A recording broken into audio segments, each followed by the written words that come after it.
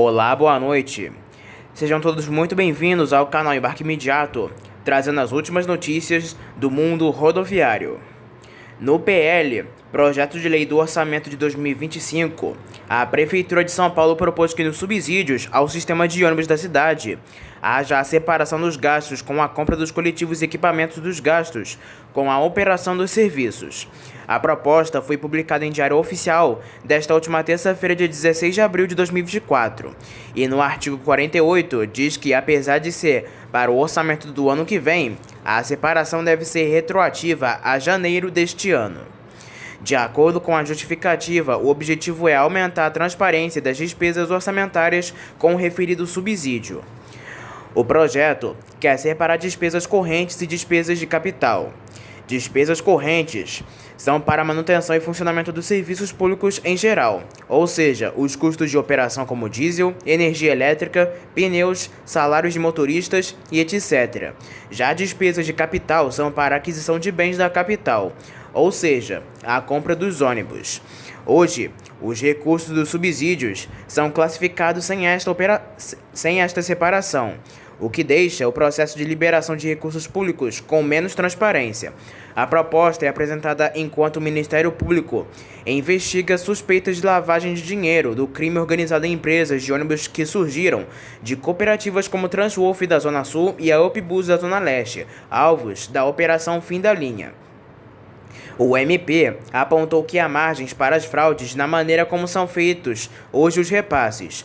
Os promotores analisam o destino dos repasses bilionários da Prefeitura da capital paulista às empresas de ônibus suspeitas e se estes recursos foram usados para lavar dinheiro do PCC, uma facção criminosa que atua dentro e fora dos presídios. Uma das suspeitas é que, pelo alto volume dos recursos repassados pelo poder público, os criminosos se aproveitavam para inserir aos caixas das empresas de dinheiro obtido por atividades como tráfico de drogas, de armas e até roubos de forma pulverizada. Assim, perto dos altos valores dos subsídios, o dinheiro vindo do crime quase não era percebido e assim era esquentado. Desde 2015, a Transwolf, que opera na Zona Sul, recebe dos cofres públicos pelos serviços prestados em torno de 5 bilhões de reais. Somente a Upbus, com contrato por esta razão, recebeu 391 milhões de reais desde 2018. A Prefeitura de São Paulo, através da Secretaria da Fazenda, informa que a proposta apresentada na LDO 2025 já vinha sendo estudada pela pasta no contexto de aumento das despesas orçamentárias com subsídio.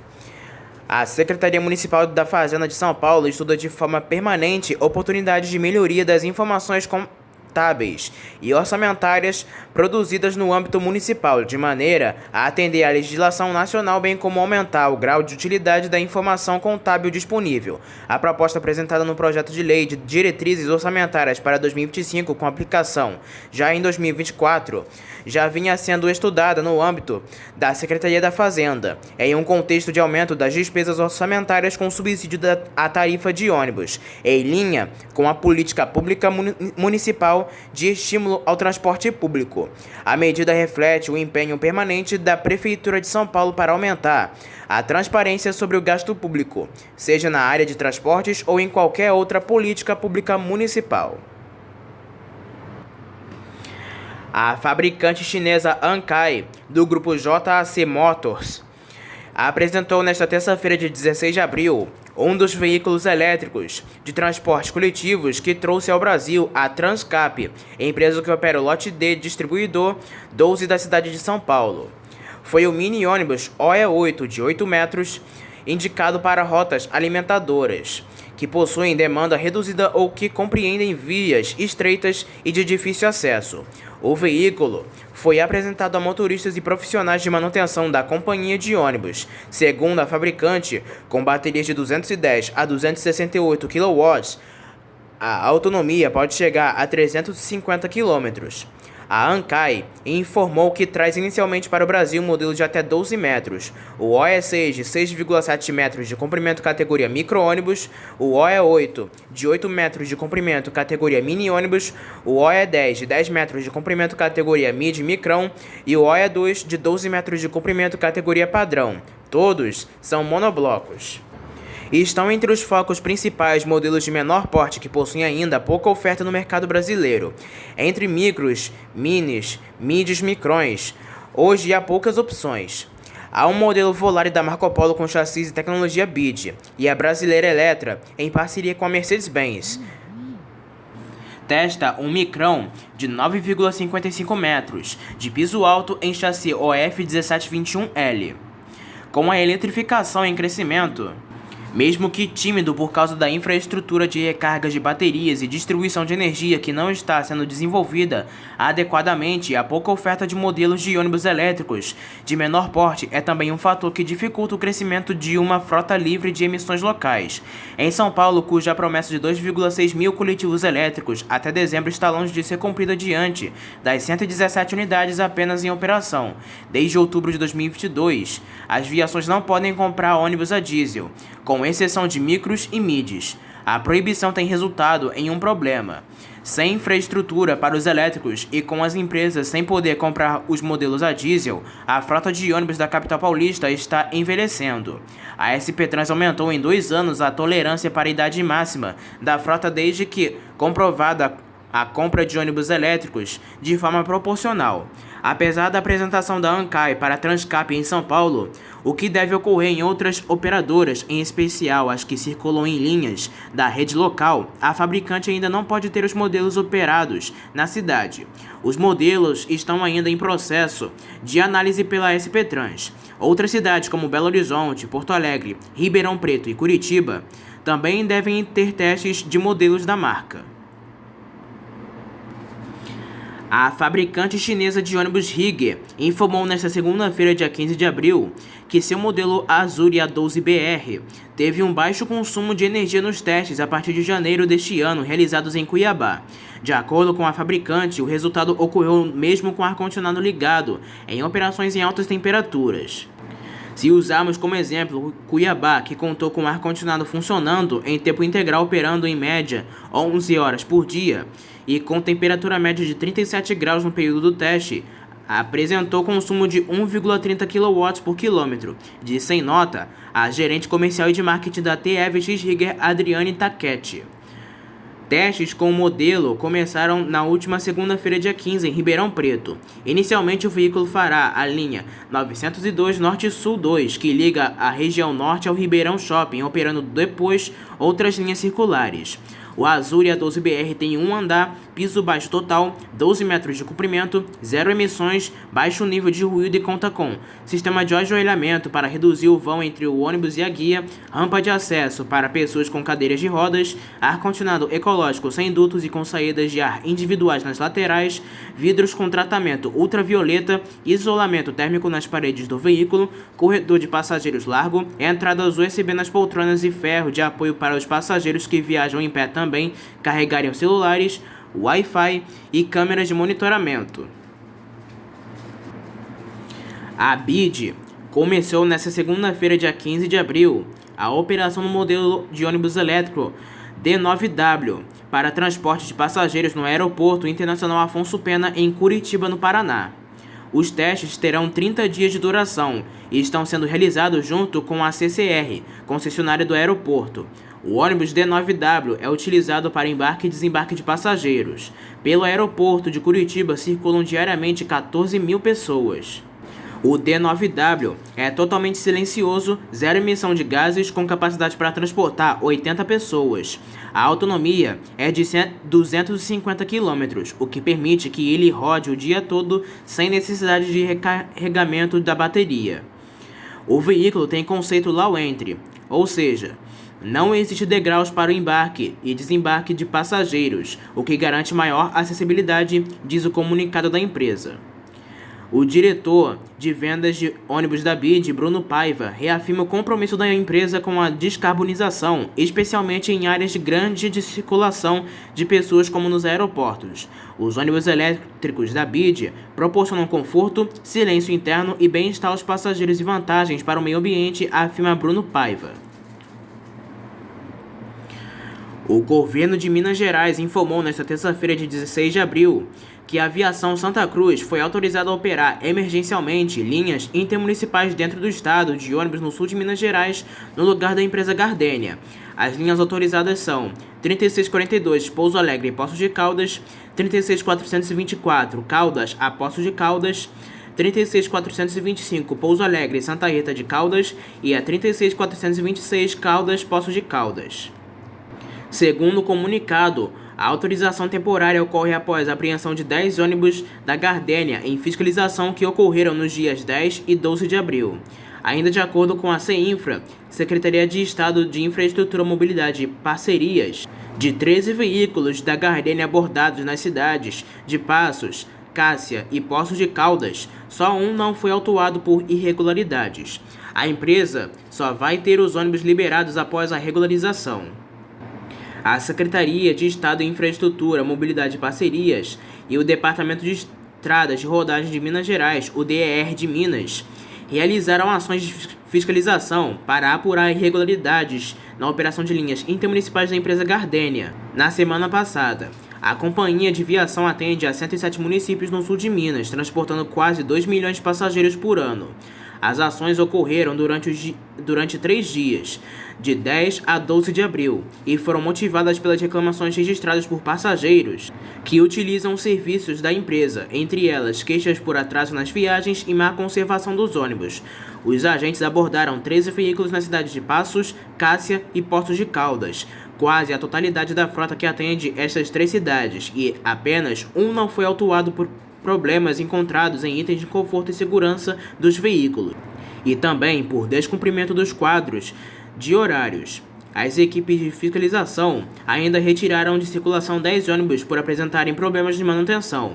Esses veículos só poderão voltar a circular após sanar as irregularidades e passarem por novas vistorias no Departamento de Estradas de Rodagem de Minas Gerais. Para que os usuários não fiquem desassistidos, a CEINFRA concedeu uma autorização para que a empresa Santa Cruz opere emergencialmente as linhas.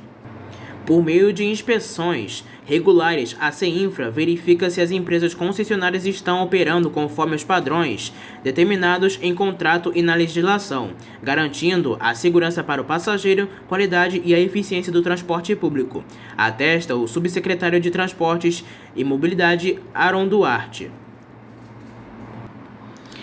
Na tentativa de sair do Brasil para realizar uma visita ao casal de filhos que é atualmente residente na Europa, o empresário dono da empresa Verde Transportes, Éder Augusto Pinheiro, solicitou a devolução de seu passaporte. O empresário é um dos alvos da Operação Rota Final, que investiga um grande esquema realizado por donos de empresas de ônibus e políticos do Mato Grosso por terem sido sabotados a concessão do transporte intermunicipal nas últimas 2 décadas. Em seu pedido, o empresário afirma que realizou a entrega de seu passaporte de forma voluntária e que há algum tempo sem ver seus filhos. Hoje, sua filha reside na França e o filho segue estudando na Itália. A juíza da 7ª Vara Criminal de Cuiabá, Ana Cristina Silva Mendes, ainda não se manifestou sobre o pedido do dono da Verde Transportes e o mesmo permanece sob análise. O Grupo Comporte informou no último dia 9 de abril de 2024 que foi iniciado o treinamento específico de motoristas para um novo lote de ônibus de 2 andares 0 km para a empresa Nossa Senhora da Penha. Tratam-se de veículos de 2 andares considerados de alto padrão que possuem a categoria leito-cama e no piso baixo e semi-leito no 2º andar. Entre os itens de conforto e segurança presentes nos 2 andares estão descansa-pernas, saídas individuais do ar-condicionado com regulagem pelo passageiro, porta-copos, tomadas USB em cada um dos assentos e iluminação direcional. No piso inferior, a empresa diz que a reclinação das poltronas é total. Os veículos têm carroceria da marca Buscar, modelo Vista Bus Double Decker, e chassis da marca Volvo, modelo B510R, com o atual padrão obrigatório Euro 6, de restrição a emissões. A redução de gases poluentes é de cerca de 75% em comparação com a tecnologia anterior Euro 5. Segundo o Grupo Comporte, há 16 anos, a empresa Nossa Senhora da Penha não recebia ônibus da marca Volvo. A apresentação aos profissionais ocorreu na concessionária Nórdica, representante da fabricante do chassis. Ainda de acordo com o Grupo Comporte, os outros veículos vão ser usados no trecho entre Paraná e São Paulo, em especial na rota de São Paulo a Curitiba. O treinamento específico é necessário porque o modelo possui tecnologias mais avançadas que de versões anteriores, como os itens relacionados à frenagem, dirigibilidade e controle de inclinação de carroceria. A empresa Nossa Senhora da Penha e a plataforma eletrônica de venda de passagens Mobifácil, ambas do Grupo Comporte, inauguraram no último dia 12 de abril uma sala VIP para passageiros na rodoferroviária de Curitiba. O espaço, que já possui a padronização visual da Mobifácil, oferece, segundo a empresa, as seguintes comodidades e os seguintes serviços: ar-condicionado, água, Wi-Fi, sinal de internet gratuito, tomadas para recarregar notebooks e celulares e cadeiras com maior nível de conforto, banheiro exclusivo para clientes que comprarem as passagens, espaço de compartilhamento de área para trabalho, espaço de sala de espera ou de convivência e TV.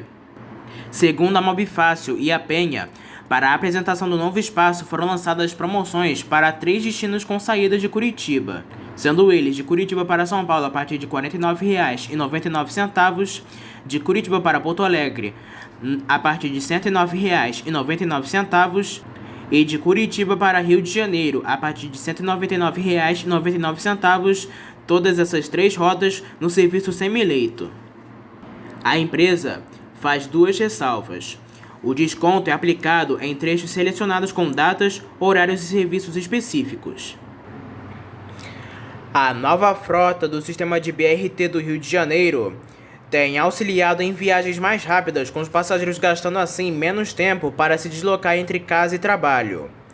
Em março de 2021, haviam apenas 120 ônibus em circulação em 3 corredores, sendo eles o Transoeste, Transcarioca e Transolímpica. Atualmente, a capital conta com 515 amarelinhos, sendo que o total da frota totaliza 713 coletivos. Os modelos mais recentes são equipados com tecnologia Euro 6, que resulta em uma menor emissão de gases poluentes.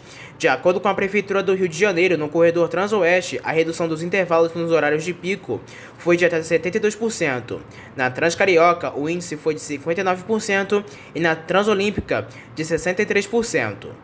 Recentemente, foi iniciada a operação da Transbrasil e a abertura do terminal Gentileza, ampliando assim o leque de conexões viárias possíveis aos passageiros. A administração pública prevê que o terminal intermodal Gentileza atenda a cerca de 150 mil pessoas por dia. O corredor Transbrasil dispõe de 17 estações e 2 terminais, sendo eles o Gentileza e o Deodoro, em seus 26 quilômetros de extensão. A estimativa é de que até 250 mil pessoas sejam transportadas diariamente até o ano de 2030. Desde a última segunda-feira, dia 8 de abril, os intervalos de viagem nas linhas 60 Terminal Deodoro Gentileza foram reduzidos para 5 minutos nos horários de pico. Já as linhas 80 Terminal Gentileza Penha e 90 Terminal Gentileza Fundão passaram a funcionar com intervalos de 6 minutos durante os horários de maior intervalo. A estimativa é uma redução de 50% no tempo de deslocamento. Já indo para o exterior, a empresa de ônibus de linhas regulares do Reino Unido, National Express West Midlands, anunciou na última semana uma parceria com a Uber para vender passagens de linhas regulares também no aplicativo. Agora é possível comprar bilhetes únicos, diários e semanais e integrar viagens de ônibus e carros.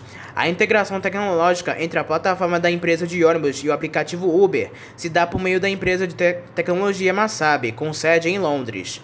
O diretor comercial da National Express do Reino Unido e Irlanda disse em nota à imprensa local que a parceria com a Uber começou em 2022 e agora trata-se de mais um passo dado para a integração dos diferentes meios de transporte. Já o CEO da Masabi, Brian Zanghi, afirmou que novas parcerias deste tipo podem surgir. O desenvolvimento mais recente baseia-se em uma parceria contínua entre a National Express e Masabi, que começou com o lançamento do aplicativo M-Ticket em 2016. levou a um esquema de emissões de bilhetes inteligentes focado no aluno em 2018, digitalização de dinheiro em 2021 para compra de ingressos em locais de varejo e o que se acredita será o maior sistema de leitura de bilhetes móveis com QR Code em ônibus no Reino Unido em 2023. Diz nota em conjunta da Uber, Massab e National Express West Midlands. A Marco Polo informou nesta última terça-feira, dia 16 de abril, que conclui neste mês de abril de 2024 a entrega de todos os 174 ônibus comprados pelo Grupo Garcia Brasil Sul, que engloba as empresas Viação Garcia, Brasil Sul, Santo Anjo e Londres Sul. Segundo a Marco Polo, os veículos de diferentes modelos e configurações começaram a ser entregues no final de 2023 e incluem rodoviários urbanos, micro-ônibus e uma unidade 100% elétrica destinada ao serviço de fretamento, e os novos ônibus atenderão as empresas Viação Garcia, Brasil Sul, Santo Anjo e Londres Sul.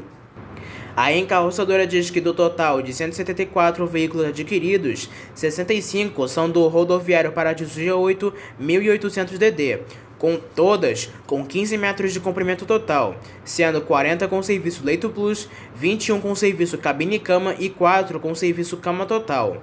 Outros 12 veículos são do modelo Paradiso G8 1200, com serviço semileito, e 12 são do Viaggio G7 900, com 13 metros e meio de comprimento e sistema de ar-condicionado para operação de fretamento, além de um Paradiso G8 1600 LD de 14 metros de comprimento e configuração semileito. Além dos rodoviários, a empresa adquiriu 74 ônibus do modelo Urbano Torino, todos com 13,30 metros de comprimento, sendo 15 unidades equipadas com ar-condicionado para o serviço urbano.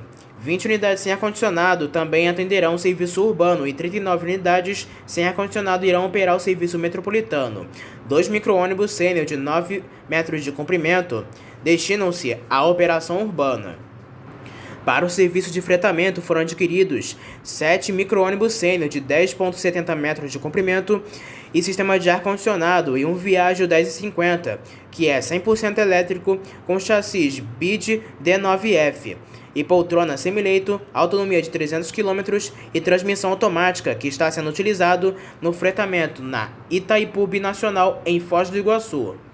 Estamos concluindo em abril a entrega dos novos ônibus adquiridos pelo Grupo Viação Garcia Brasil Sul, em um dos mais importantes negócios realizados em 2023. Assim, fortalecemos uma estreita parceria de longa data, disse em nota o diretor de operações comerciais para o mercado interno e marketing da Marco Polo, Ricardo Portolan. Agora falamos sobre as últimas ocorrências do mundo rodoviário.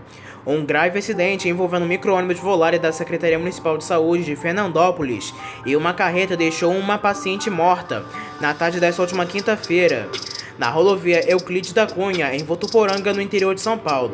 De acordo com a Polícia Militar Rodoviária, agentes do Corpo de Bombeiros e do Serviço de Atendimento Móvel de Urgência do SAMU atenderam a ocorrência.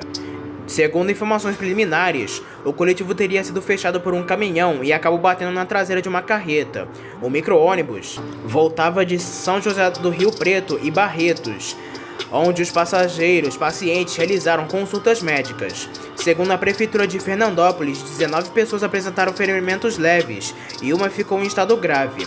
Todos acabaram encaminhados para o pronto-socorro da Santa Casa e Votuporanga e para a UPA na região noroeste. Um ônibus rodoviário da empresa Reunida dos Transportes Coletivos acabou sofrendo um acidente na madrugada desta última sexta-feira, dia 12. A Polícia Rodoviária Federal informa que o coletivo saiu da pista e quase tombou na altura do quilômetro 154 da BR-280, no sentido Rio Negrinho, no município catarinense de Mafra, por volta de 4h30 da madrugada. Agentes do Corpo de Bombeiros de Santa Catarina também atenderam a ocorrência e que o motorista informou que houve um problema mecânico na direção do ônibus, causando o acidente. O ônibus seguia viagem com 5 passageiros além do motorista. Apesar do susto, não houve feridos, gerando apenas danos materiais. A linha que o coletivo seguia, entretanto, acabou não informada. A Reunidas precisou disponibilizar outro ônibus para que os clientes pudessem seguir viagem em segurança até o destino final. No Rio de Janeiro, um ônibus urbano da aviação Pinheiral acabou sofrendo um acidente na manhã do último dia 12, no viaduto da Radial Leste no bairro Vila Americana, em Volta Redonda, no sul fluminense. O veículo acabou subindo na mureta de proteção quando seguia viagem para ter acesso à rodovia Lúcio Meira, a BR-393. A Prefeitura de Volta Redonda informa que agentes da Guarda Municipal foram acionados para o local como forma de orientar os motoristas no trânsito da região. Um ônibus urbano que operava linhas municipais acabou pegando fogo no início do último dia 12 de abril, quando estava na rua Vereador Josué Dias Bragança, no bairro Piteiras, na Barra Mansa, no sul fluminense. Agentes do Corpo de Bombeiros da cidade acabaram acionados para a ocorrência. Apesar do susto, não há informações sobre feridos no ônibus. A linha que o coletivo fazia no momento do incidente acabou não sendo informada. A causa do incidente segue analisada, como informa as autoridades. Um grave acidente envolvendo uma carreta e um ônibus rodoviário da empresa Rápido Macaense chamou a atenção de quem trafegava na tarde pela rodovia Amaral Peixoto, a RJ 106. De acordo com informações preliminares, a colisão ocorreu na altura do bairro Mar do Norte, em Rio das Ostras, na região dos Lagos. O ônibus fazia o trajeto intermunicipal de Macaé para Cabo Frio. Até a publicação desta reportagem, não há informações sobre o número de passageiros e de feridos na ocorrência. A causa do acidente segue analisada, como informam as autoridades. Um acidente envolvendo um carro, um caminhão e um ônibus da empresa Expresso Guanabara acabou deixando um condutor com ferimentos leves. De acordo com a PRF, a colisão entre os coletivos ocorreu por volta de 5h20 da manhã desta última sexta-feira, dia 12, na altura do quilômetro 21 da BR-222, na cidade de Caucaia, na região metropolitana de Fortaleza. O motorista, que apresentou ferimentos leves, não teve a identidade revelada. Recusou fazer o teste de alcoolemia após a colisão. A empresa Expresso Guanabara informa que o ônibus fazia a linha de Parnaíba para Fortaleza, que encaminhou um outro coletivo para atender seus clientes. A empresa afirma que seguirá acompanhando as apurações do acidente por parte da Polícia Rodoviária Federal. Um ônibus rodoviário da empresa Real Expresso pegou fogo na madrugada deste último sábado, dia 13, como informa o Corpo de Bombeiros de Goiás. Segundo a corporação, o incidente ocorreu por volta de 3h27 da manhã, na altura do quilômetro 46 da BR-060, no sentido Brasília. Apesar do susto, não houve feridos. A linha em que o coletivo fazia o número de passageiros a bordo do ônibus no momento do incidente não são conhecidas. Por coincidência, o número de ônibus rodoviários que estão pegando fogo ao longo de viagem passa a assustar passageiros e preocupar muitos empresários no transporte rodoviário. Um grave acidente envolvendo um carro de passeio e um ônibus rodoviário acabou deixando um homem morto e uma mulher ferida na madrugada deste sábado. De acordo com a corporação do Corpo de Bombeiros de Minas Gerais, o acidente ocorreu na BR-040, nas proximidades do trevo da Salvaterra, na cidade de Juiz de Fora, na zona da Mata Mineira. O ônibus fretado seguia de Nova Lima para Cabo Frio, na região dos Lagos Fluminense, e acabou batendo contra o veículo de passeio. Nenhum dos passageiros ficou ferido, como informa a corporação. Agentes da concessionária Concer, da Polícia Rodoviária Federal e do SAMU atenderam a ocorrência. O motorista do carro, de 24 anos, acabou morrendo preso às ferragens. Uma colisão envolvendo uma carreta e um ônibus da BR Mobilidade, que presta serviços em linhas intermunicipais para a MTU, acabou deixando ao menos 6 passageiros feridos em São Vicente. Segundo o Corpo de Bombeiros, o caminhão teria avançado o sinal vermelho e atingiu o ônibus, que acabou parando em um muro de uma residência. O acidente ocorreu na noite desta última sexta-feira, dia 12, na rua Antônio Elias da Silva, no bairro Vila Nova, São Vicente. O ônibus fazia a linha intermunicipal 937 São Vicente e Praia Grande. Os funcionários do Serviço de Urgência do SAMU também atenderam a ocorrência. Os feridos foram encaminhados para o pronto-socorro do Rio Branco e foram liberados. A MTU informou por meio de uma nota que lamenta o acidente e disse apurar junto à BR Mobilidade, que opera as linhas, as circunstâncias do acidente. Em relação à casa que teve o muro atingido, a Prefeitura de São Vicente informou que a Defesa Civil não foi acionada para atender a ocorrência e avaliar a integridade do imóvel. Em Porto Alegre, um ônibus urbano da Cotravipa acabou perdendo o controle da direção e tombando na manhã deste último sábado na Avenida Oscar Pereira, na altura do número 5044, no bairro Glória, chamando a atenção de moradores e motoristas da região. De acordo com a Prefeitura de Porto Alegre, agentes da Brigada Militar atenderam a ocorrência. O motorista do coletivo teria informado aos militares que houve uma falha no sistema de freio quando o mesmo decidiu jogar o coletivo contra um barranco e, com isso, o mesmo acabou tombando em seguida. O condutor, que não teve sua identidade revelada, precisou ser encaminhado para um hospital da região com ferimentos leves. Não havia passageiros no momento do acidente. Funcionários da EPTC também atenderam a ocorrência do acidente. Um grave acidente envolvendo 2 ônibus rodoviários deixou ao menos 14 pessoas feridas na manhã deste último domingo, dia 14, em um posto de combustível localizado nas margens da rodovia Anhanguera ASP-330, na cidade de Limeira. De acordo com a Polícia Militar Rodoviária de São Paulo, o acidente teria ocorrido por volta de 7h40 da manhã, na altura do quilômetro 146 da rodovia. A Prefeitura de Limeira informa que entre as vítimas, ao menos 4 seguem em estado grave, entretanto sem risco de morte. Segundo informações preliminares, o ônibus rodoviário modelo Paradiso G6 1200 acabou perdendo o freio, invadindo o posto e colidindo contra um caminhão e a traseira de um outro ônibus que seguia estacionado. Agentes do Corpo de Bombeiros de São Paulo e do SAMU atenderam a ocorrência. Alguns ficaram presos às ferragens. A concessionária Autoban, que administra o trecho, também prestou apoio no atendimento da ocorrência. Os feridos precisaram ser encaminhados para a UPA, Santa Casa de Saúde e para o Hospital Humanitária, com ferimentos que vão desde escoriações leves a fraturas, segundo a administração municipal. No Rio de Janeiro, uma colisão envolvendo um carro de passeio e um ônibus rodoviário da Autoaviação 1001 acabou deixando um ferido na noite deste último sábado, dia 13. O acidente ocorreu na altura do quilômetro 10 da BR-116, na região conhecida como Vale da Ternura, no município de Sapucaia. O ônibus, que saiu do Rio de Janeiro, seguia com um destino na cidade de Itaperuna, no noroeste fluminense, quando houve a colisão. Agentes da concessionária Eco Rio Minas e da PRF atenderam a ocorrência. A vítima, que não teve a identidade revelada, acabou encaminhada para o Hospital São Salvador, em Alim, Paraíba, no estado vizinho de Minas Gerais. Um acidente envolvendo um micro-ônibus da Sul Santur acabou deixando uma mulher morta na tarde deste último sábado, dia 13. De acordo com a Prefeitura de Itapevi, agentes da Guarda Municipal foram acionados para a ocorrência. A mulher de 26 anos, que não teve a identidade revelada, acabou morrendo no local após ser atropelada pelo coletivo. O acidente teria ocorrido por volta de 4h30 da tarde, na rua Emília Leman, e chamou a atenção de moradores devido à gravidade. Outras 2 mulheres acabaram feridas e foram encaminhadas para um hospital da região. A Polícia Militar do Estado de São Paulo também atenderam a ocorrência. Aos militares, o motorista da Sul Santur informou que uma falha no freio gerou o acidente. Um grave acidente envolvendo um carro de passeio e um ônibus rodoviário da aviação Umuarama acabou deixando o motorista do carro morto na noite deste último domingo. Segundo a Polícia Militar Rodoviária do Paraná, o acidente ocorreu na altura do quilômetro 592,3 da rodovia estadual PR-364, no município de Palotina, no oeste do Paraná. De acordo com informações preliminares, chovia no momento do acidente e acredita-se que possa ter contribuído para a colisão entre os veículos. Agentes do Corpo de Bombeiros do Paraná e do SAMU atenderam a ocorrência. O condutor do ônibus, de 44 anos, não se feriu. A linha que o ônibus fazia não é informada pela polícia.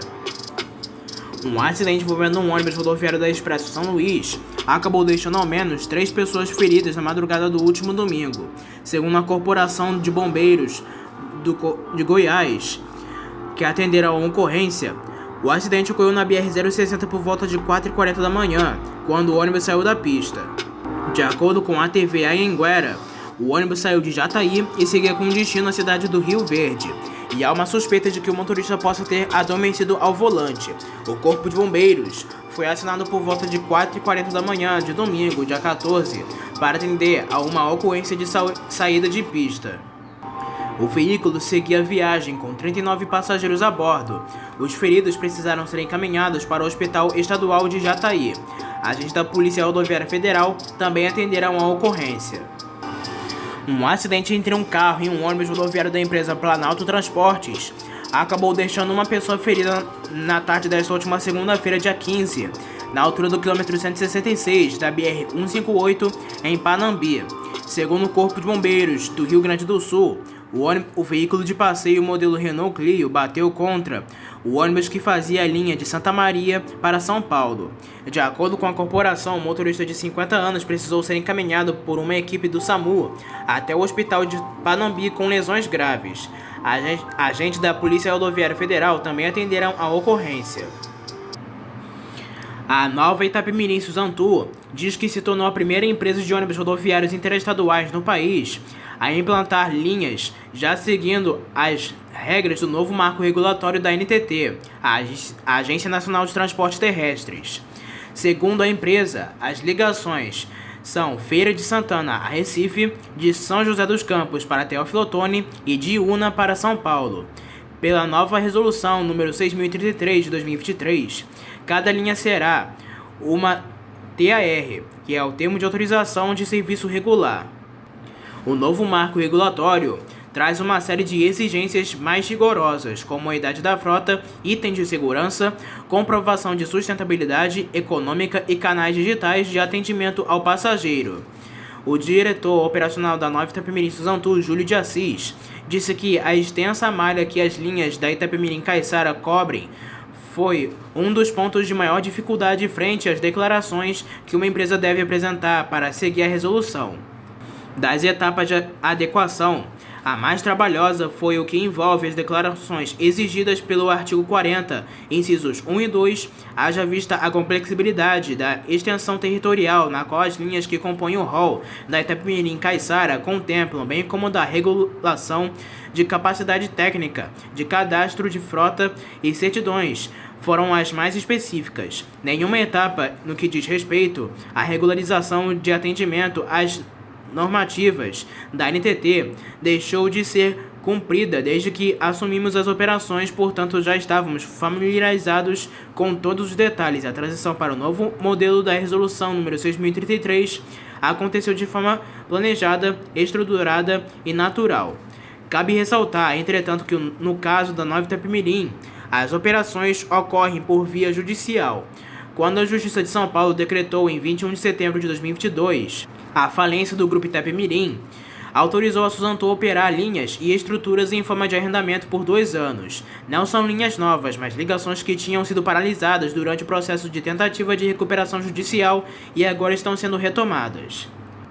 O advogado especializado Marcelo Brasiel diz que administrativamente ainda não é possível obter autorização para linhas de acordo com as novas regras. Isso porque, de acordo com o especialista, há uma fase de transição que termina em agosto deste ano, e a partir daí serão autorizados gradativamente os novos mercados, de acordo com a disponibilização da ANTT e a habilitação das empresas. É importante ressaltar que, segundo as novas regras, ainda não é possível requerer a operação de novos mercados, pois a primeira janela de abertura se dará somente em agosto deste ano, para o caso de mercados inéditos ou monopolistas, e somente em março de 2025, para o caso de mercados operados por mais de uma transportadora, conforme especificações a seguir detalhadas. A janela de abertura extraordinária é um período durante o qual a trabalhadora habilitada poderá pleitear a operação em mercados principais, que poderá ocorrer dentro do prazo de 90 dias após o resultado da janela de abertura ordinária, ou a qualquer tempo nos casos de condições previstas na resolução. Brasiel detalhou cada fase da via administrativa. A primeira janela de abertura extraordinária, que está prevista para ocorrer em meados de agosto de 2024, se dará exclusivamente para a entrada de novas autorizatárias nos mercados inéditos ou operados por apenas uma transportadora em 30 de julho de 2024.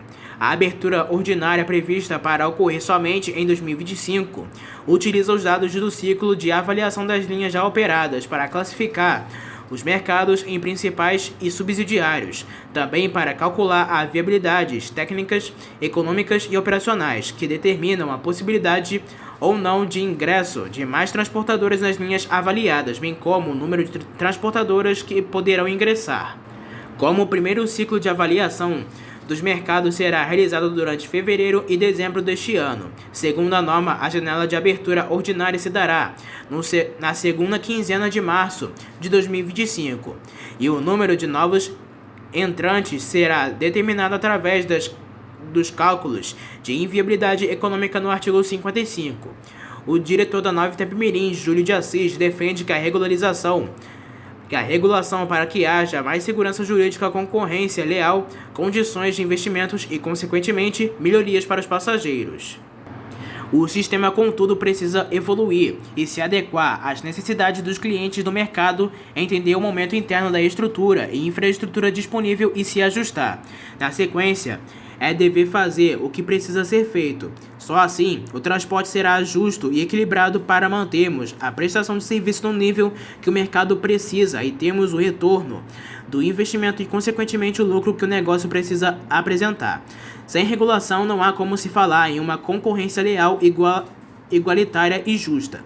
Assim como se faz necessário também que a agência reguladora esteja cada vez mais preparada para olhar as empresas que se prontificarem a se adequar ao novo marco regulatório e dar apoio necessário para que quatro mãos dentro da lei, do que a lei, o regulamento, a isonomia entre a empresa e a agência aconteça, para que se dê sustentabilidade e viabilidade na continuidade daqueles que se proporão a perpetuar como operadores e dar longevidade no crescimento e investimento no setor, haja vista que o transporte rodoviário no Brasil não é subsidiado e ainda carrega consigo um custo operacional alto, carga tributária que precisa ser melhor discutida e, não menor importante, obrigatoriedade de assumir dos seus custos o atendimento dos benefícios às gratuidades, sejam eles 100% ou 50%. Entretanto, o novo marco regulatório não agradou a todos. Pequenos empresários de linhas regulares e grandes empresas de aplicativo de ônibus fretados que vendem viagens individualmente reclamam do endurecimento das regras e alegam que a entrada de novos operadores no mercado que poderia incentivar a concorrência e reduzir preços de passagens foi dificultada. No dia 26 de dezembro de 2023, no Diário Oficial da União, foram publicadas as novas regras sobre o setor de ônibus rodoviários de linhas interestaduais, um mercado que mexe com a vida de 100 milhões de passageiros por ano e conta com mais de 4 mil empresas em operação. As novas regras sobre o setor de ônibus rodoviários de linhas interestaduais formam um mercado que mexe com a vida de 100 milhões de passageiros por ano e conta com mais de 4 mil empresas em operação. Para as empresas conseguirem operar novas linhas, foram impostas exigências mais rígidas, o que vai interferir na restrição da concorrência. As empresas terão de apresentar novas comprovações de capacidade técnica e financeira, capital mínimo de 2 bilhões de reais e valor extra para a frota acima de 16 ônibus por linha. As empresas terão de comprovar que possuem o SAC, Serviço de Atendimento ao Cliente. Veículos já em operação com acima dos 15 anos precisarão fazer uma vistoria a cada 6 meses. A idade máxima dos veículos não pode ser acima de 20 anos, mas as empresas não poderão incluir ônibus com 15 anos ou mais. Foram padronizadas as categorias de poltronas de acordo com a reclinação e espaço para as pernas. Esses padrões determinam os preços dos bilhetes e o passageiro deve ficar bastante atento. Na hora de pedir uma linha, a empresa deve informar em quais terminais rodoviárias vai operar, quais pontos de apoio e as garagens. As paradas devem ser feitas a cada 300 km e os pontos de apoio para manutenção e abastecimento devem ficar a cada 450 km entre eles. As gratuidades, como para idosos e pessoas com deficiência, poderão ser pedidas também pelo site das empresas de ônibus e não somente nos guichês. Os mercados serão definidos de acordo com a eficiência e tamanho de atendimentos. E foi criado um sistema de aberturas regulares de janelas de entrada para que as empresas possam conseguir operar as linhas que pediram. Cada mercado foi dividido por níveis de eficiências e porte, segundo os quais a ANTT vai autorizar ou não a entrada de novas empresas nas linhas. Os mercados foram divididos entre principais, grandes que já têm bastante oferta, e subsidiários, menores com menor concorrência. As exigências para conseguir linhas nestes dois tipos de mercado são as mesmas. Mas no caso dos principais, de acordo com a concorrência, será permitido um aumento de somente 10 a 25% do total de desviações em relação às que já estão operando. Um exemplo, se uma linha é um mercado de nível 1, que seria a mais concorrida, e já tem 10 viações operando em cada ciclo, a NTT só vai permitir mais uma empresa. Após divulgar, no início da tarde desta última segunda-feira, dia 15 de abril, As previsões de início de operação de 3 linhas interestaduais para o fim deste mês e início de maio. A Nova Itapemirim Zantu informou a reportagem a previsão de outras 3 linhas no início da noite, todas para maio. As linhas e as datas podem sofrer alterações eventuais. As operações ocorrem após a liberação do quadro tarifário pela ANTT. As outras linhas que foram retomadas em abril foram Recife, a Feira de Santana, de São José dos Campos a Teófilo Otoni via Ipatinga e São Paulo a Iuna via Guaçuí. Confira agora o cronograma de linhas com previsão para retornar no fim deste mês de abril e início do mês de maio, sendo elas: no dia 28 de abril, a linha Rio de Janeiro a Parnaíba via Picos; no dia 29, a linha Salvador-Fortaleza via Icó; no dia 1º de maio, a linha Belo Horizonte a Natal via Governador Valadares; no dia 2 de maio, a Recife-Belo Horizonte via Ipatinga; no dia 3 de maio, a Fortaleza Feira de Santana via Petrolina; e no dia 5 de maio, a linha Salvador a Fortaleza via Iguatu e Juazeiro do Norte. Segundo a empresa, as linhas também seguem o novo marco regulatório do TRIP, Transporte Rodoviário Interestadual de Passageiros, previsto pela nova resolução número 6.033 da NTT. A Nova Itapemirim Zantu diz que foi a primeira empresa a conseguir liberações de linhas seguindo as novas regras. Muito embora estas liberações ocorrem porque é uma decisão judicial prevendo a operação da Nova Itapemirim Zantu, administrativamente ainda não ocorreram liberações. Moradores de Nova Iguaçu e arredores contam agora com uma opção direta de transporte em direção à cidade universitária no Fundão. Atendendo a uma demanda antiga da população, o DETRO-RJ e a Secretaria de Transporte e Mobilidade Urbana, a CETRAN, inauguraram nesta quarta-feira, dia 17 de abril, a extensão da linha intermunicipal 479I Nova Iguaçu Cidade Universitária. A partida será no terminal rodoviário de Nova Iguaçu, com ponto final na rua Hélio de Almeida, na cidade universitária. Além da ligação entre os municípios de Nova Iguaçu e Rio de Janeiro, o trajeto ainda passa por Nilópolis e Mesquita. O serviço continuará sendo realizado pela aviação Nossa Senhora da Penha. E o melhor, ainda mantém a mesma tarifa de R$ 5,50. A extensão da linha vem como uma forma de facilitar o acesso dos cidadãos iguaçuanos ao Hospital Universitário do Fundão e à própria cidade universitária, trazendo facilidades aos pacientes em tratamento e aos alunos e funcionários que precisam se deslocar diariamente para a região, afirmou Leonardo Matias, presidente do DETRO-RJ. Os usuários podem conferir os quadros de horários e itinerário completo da linha acessando o site do DETRO-RJ, www.detro.rj.gov.br/regulares tarifas e itinerário. Basta digitar o número da linha para ter acesso a todas as informações. A plataforma de viagens de ônibus rodoviários Wimob e o Live Student Housing fecharam uma parceria para oferecer descontos para os universitários realizarem viagens. Com a parceria, os estudantes que vivem nas unidades Living poderão ter desconto exclusivo de até 20% nas passagens da Wimob. Atualmente, a Wimob permite compras através do aplicativo do WhatsApp para mais de 6 mil trajetos rodoviários em todo o Brasil. Os veículos são confortáveis com diversas categorias de assento. Também ar-condicionado, Wi-Fi e entradas USB para carregar dispositivos móveis. No momento do check-in, é possível usar um QR Code no celular para facilitar o embarque, sem a necessidade de imprimir as passagens em casa ou nos guichês nas rodoviárias. Pets de pequeno porte que estejam de acordo com as regulamentações para o transporte de animais são bem-vindos nos ônibus e podem viajar com os donos nas poltronas. Não é necessário pagar taxa de bagagem e é possível transportar itens grandes nos bagageiros dos ônibus, como pranchas de surf, bicicletas e até mesmo instrumentos musicais. Já a Living tem 7 unidades em funcionamento nos estados de São Paulo, Rio de Janeiro e Rio Grande do Sul, com cada uma atendendo até 1,6 mil universitários que buscam um local melhor para morar, além de apartamentos totalmente imobiliados. A Living cria ambientes propícios ao bem-estar e ao desenvolvimento integral, promovendo um senso de comunidade e pertencimento entre os residentes. E para finalizar, uma última notícia. Sabia que Santa Catarina foi palco de um marco na história do Brasil? é que em 13 de abril de 1928, nascia em Blumenau a empresa Autoviação Catarinense, a primeira empresa de transporte rodoviário de passageiros do país. A rota inaugural ligando a cidade à capital Florianópolis era feita por uma jardineira com capacidade para cerca de 16 passageiros, que percorreria 160 quilômetros de estrada de barro, 2 vezes por semana. Cada viagem durava cerca de 12 horas, e atualmente o trecho é completado em aproximadamente 2 horas.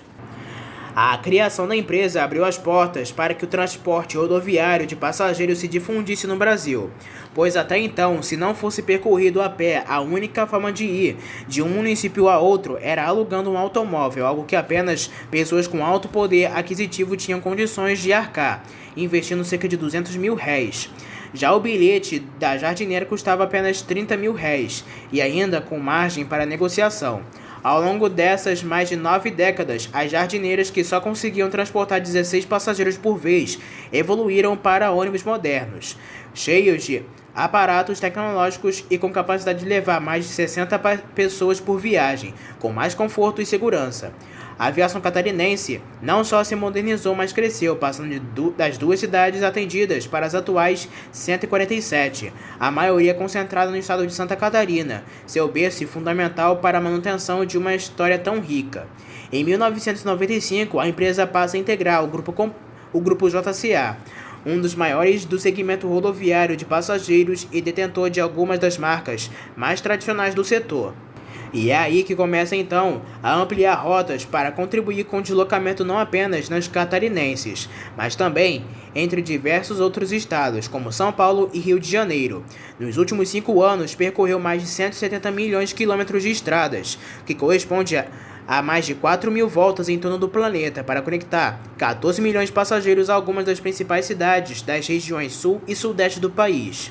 A atual frota de ônibus é uma das mais modernas no mercado, sendo que a última renovação foi realizada no começo deste ano com a chegada de 70 ônibus, sendo 36 deles double-decker de 2 andares, que contam com a mais avançada tecnologia de segurança embarcada, com diversas funções de ADAS, Advanced Driver Assistance Systems.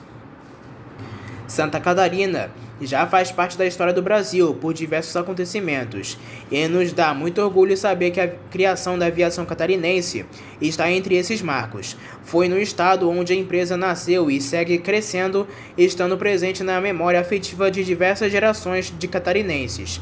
Temos muita gratidão por tudo o que esse povo fez e faz pela marca, e esperamos continuar fazendo parte da vida de tantas pessoas, declara Anwar Relayel, diretor da aviação catarinense. E só por curiosidade, você sabia como era o mundo há 96 anos atrás, em 1928? Em maio daquele ano, Walt Disney lançava o curta-metragem Plane Crazy, um desenho animado mudo em preto e branco, marcando a primeira aparição de Mickey Mouse e sua namorada Minnie.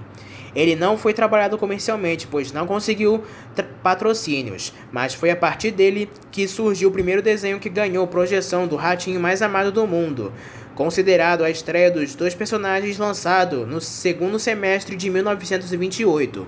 Foi nos Jogos Olímpicos de Amsterdã, na Holanda, em maio de 1928, que nasceu uma tradição que se perpetua até hoje, a chamada chama olímpica, acesa durante toda a competição. Outro marco dos Jogos foi o retorno da Hungria, Alemanha, Áustria, Turquia e Bulgária, que não foram convidados para as edições anteriores em 1920 e 1924, em razão de protagonizarem a Primeira Guerra Mundial. Amsterdã, em 1928, também foi a edição onde o Olaf V, quinto herdeiro da Noruega e que fez parte da equipe de vela do país, conquistou uma medalha de ouro, feito inédito de uma integrante da família real. Também foi em 1928, no mês de dezembro, que o Brasil recebeu pela primeira vez um presidente eleito nos Estados Unidos. Herbert Hoover ficou para a história como o primeiro mandatário americano a pisar em nossas terras. Apesar de ser esperado uma recepção nada amigável, especialmente pelos protestos contra o recém-eleito em outros países da América do Sul, os brasileiros, especialmente os cariocas, surpreenderam Hoover com uma calorosa acolhida na Praça Mauá. E em alusão ao seu 96º aniversário, a Autoaviação Catarinense oferece a seus clientes um desconto de 40% em todas as rotas interestaduais que opera. A condição especial é válida para compras feitas apenas no último dia 12 e poltronas reservadas de 20 de abril a 30 de maio. A utilização do cupom NIVERCAT96 garante o desconto no valor final das passagens adquiridas. Seu uso é válido para todas as categorias de poltronas disponíveis em cada rota. E essas foram as últimas notícias, informações e ocorrências do mundo rodoviário. Não se esqueça que em breve traremos mais notícias e informações somente aqui para você. Eu espero que tenham gostado do vídeo, uma boa noite para todos e até a próxima.